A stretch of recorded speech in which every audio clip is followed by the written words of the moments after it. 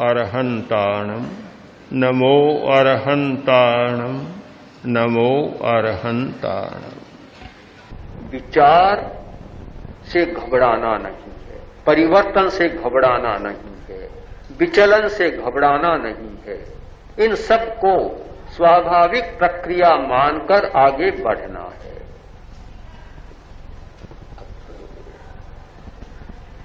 आगे बढ़ने के लिए सबसे अधिक ध्यान देना है निर्जरा। निर्जरा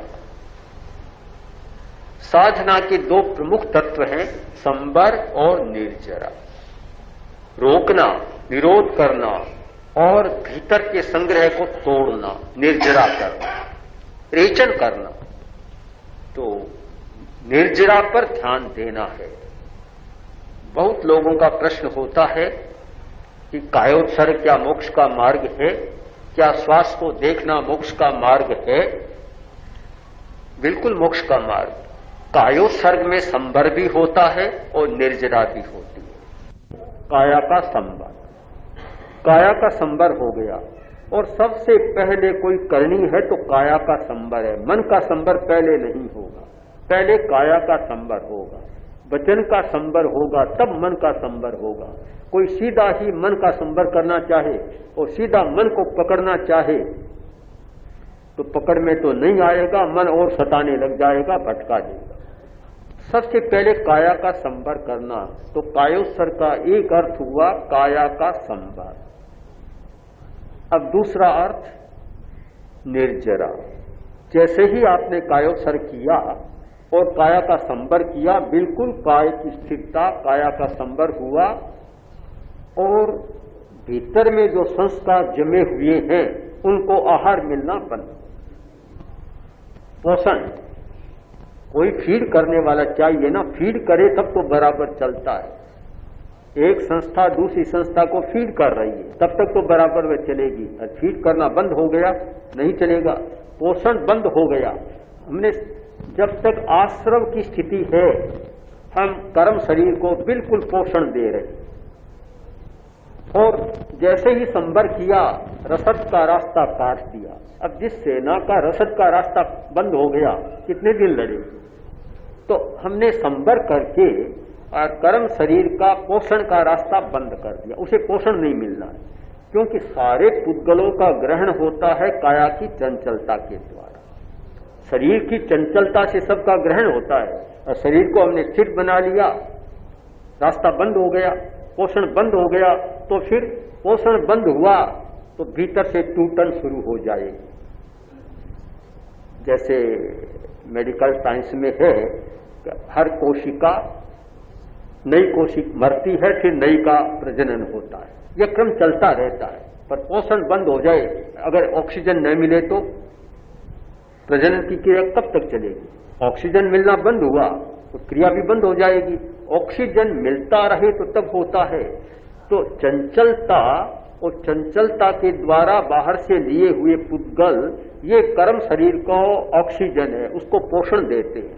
पोषण मिलना बंद हुआ और फिर वे टूटने शुरू हो गए, नया प्रजनन बंद हो गया, टूटने शुरू हो गए। तो कायोत्सर्ग से दोनों क्रियाएं होती है, संबर भी होता है और निर्जरा भी होती है, दोनों बातें होती हैं। श्वास प्रेक्षा से भी दोनों कार्य होते हैं। हमने श्वास को देखना शुरू किया और एकाग्रता हो गई, चंचलता हमारी मन की कम हुई, एकाग्रता हुई।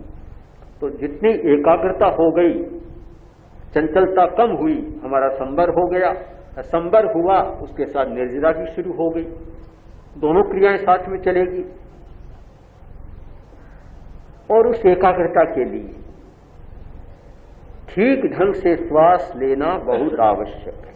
सम्यक श्वास, प्रेक्षा ध्यान में श्वास को दो वर्गों में विभक्त किया गया है, एक सम्यक श्वास और एक मिथ्या श्वास। पूरा श्वास लेना, लंबा श्वास लेना, मंद श्वास लेना, यह सम्यक श्वास है। मंद श्वास का मतलब श्वास की गति मंद हो जाए, गति मंद और संख्या कम, यह है सम्यक श्वास। गति लंबी और संख्या अधिक, यह है मिथ्या श्वास। तो मंद श्वास यह सम्यक श्वास है।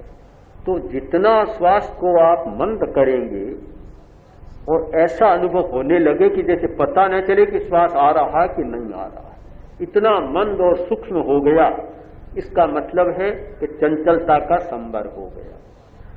चंचलता रुकी और निर्जरा शुरू हो जाएगी।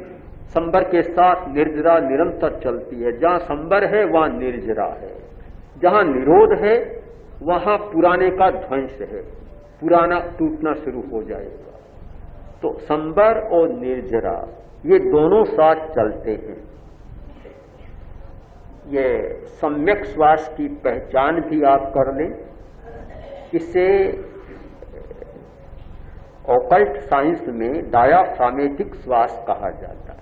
तो सम्यक श्वास है डायाफ्रामेटिक। जिस श्वास लेने में डायाफ्राम नीचे सरके, नीचे जाए, वह है सम्यक श्वास। एक तो भ्रांति भी है, बहुत सारे लोग कहते हैं कि लंबा श्वास लो नाभि तक जाए। श्वास कभी नाभि तक नहीं जाता, रास्ता ही नहीं।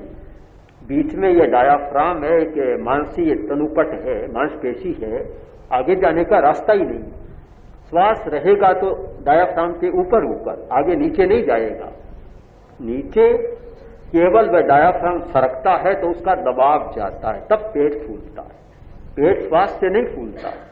बहुत सारे योगी भी नहीं जानते, वे भी कहते हैं कि श्वास नाभि तक ले जाओ। श्वास तो जाता ही नहीं नाभि तक, श्वास ऊपर ही रहेगा। किंतु यह डायाफ्रामेटिक श्वास का मतलब ही होगा कि डायाफ्राम पर इतना दबाव पड़ा कि वह सरकेगा, और सरकेगा तब नीचे पेट की मांसपेशियां फैलेंगी। तो यह सम्यक श्वास है। इतना लंबा श्वास लेना अगर सीख लिया तो चंचलता अपने आप कम होने लग जाएगी।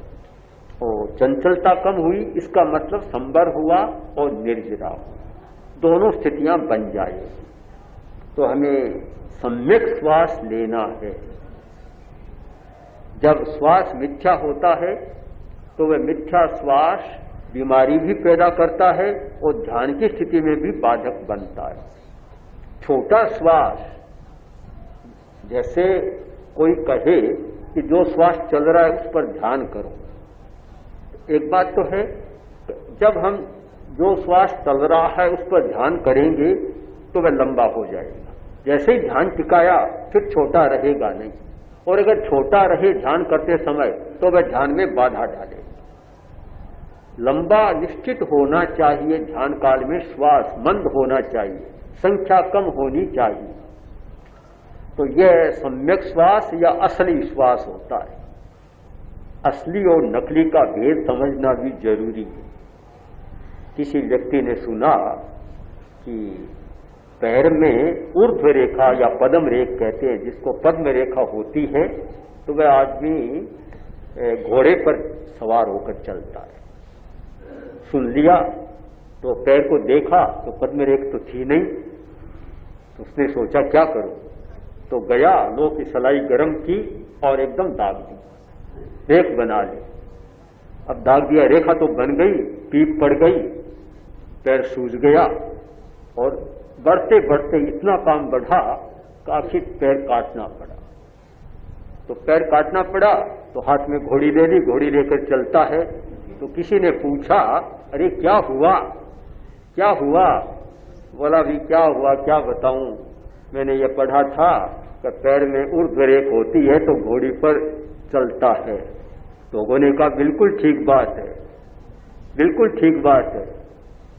नकली ऊर्ध्व रेखा बनाई तो नकली घोड़ी मिल गई तुम्हें। तो कभी कभी ऐसा होता है कि नकली बहुत काम बढ़ा देता है। हमें मौलिक बात को समझना है, असली बात को समझना है कि सांस भी हमारा असली होना चाहिए। असली का मतलब सम्यक, सम्यक। इसीलिए प्रेक्षा ध्यान में श्वास पर अधिक बल दिया जाता है कि जब तक आप श्वास को ठीक नहीं पकड़ेंगे तब तक ये ठीक नहीं होगा। हमारे जैन आचार्यों ने प्राणायाम को अधिक स्थान नहीं दिया है, पर सबसे ज्यादा स्थान दिया है मंद श्वास को। मंदम मंदम श्वसेत वायु। आचार्य सोमदेव ने, जो दिगंबर परंपरा के बड़े आचार्य हुए अच्छे, उन्होंने और जैन परंपरा में आवश्यक नियुक्ति में ये लिखा गया भी मंद श्वास लेना, श्वास को मंद करना, जितना मंद कर सके, जितना सूक्ष्म बना सके, उतना ही हमारा ध्यान अच्छा होगा, चंचलता कम होगी। तो ये मंद श्वास हमारी समझ में आता है, कायोत्सर्ग ठीक समझ में आता है। ये दोनों ठीक सज जाते हैं तो फिर विचारों का सिलसिला अपने आप कम होगा। आप विचारों को कम करने की बात ही न सोचें, प्रयत्न न करें, न निराश हो, न घबराएं। आप ध्यान दें विधायक रास्ते की ओर, पॉजिटिव वे में चलें, निषेधात्मक में न जाएं। इस रास्ते में चलें तो कायोत्सर्ग कैसे अच्छा सधे, सम्यक श्वास कैसे सधे, ये दो सत्य हैं। तो वह तो अपने आप आपका होता चला जाएगा, विचार कम होते चले जाएंगे। इसलिए विचार क्यों आते हैं, इस उलझन में नहीं जाना है, विचार को ही आलंबन बना लेना है और उसके लिए कायोत्सर्ग और सम्यक श्वास का प्रयोग करना।